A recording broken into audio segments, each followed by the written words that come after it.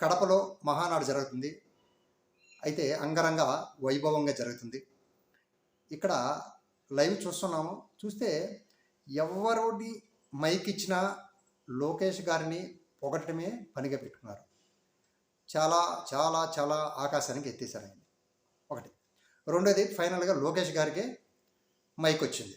ఆయన ఈ ఈ ఈ నేను పెట్టేటప్పటికి లైవ్లో వస్తున్నాడు, మాట్లాడుతున్నాడు. ఆయన ఏమంటున్నారంటే టార్గెట్ జగన్మోహన్ రెడ్డి. జగన్మోహన్ రెడ్డి గారు చెల్లిని బయటికి తరిమేశారు, బాబాయిని చంపేశారు.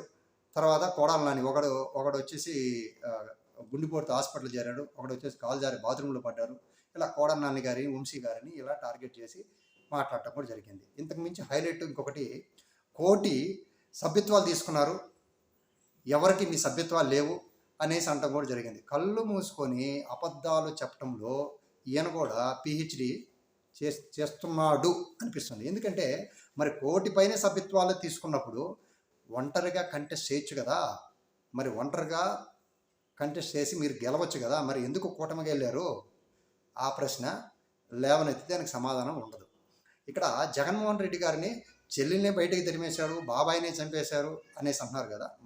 మన హిస్టరీ కొంచెం బ్యాక్కి వెళ్తే నిన్న ఏఐతో రామారావు గారు వచ్చి లోకేష్ బాబు గారిని, చంద్రబాబు నాయుడు గారిని ఇద్దరి కోసం పొగిడారు ఆయన. అయితే ఆ పొగడంతా కూడా చూసాము. చూస్తే ఒకసారి దాంతోపాటు పాత వీడియోస్ ట్రోలింగ్ చేస్తున్నారు.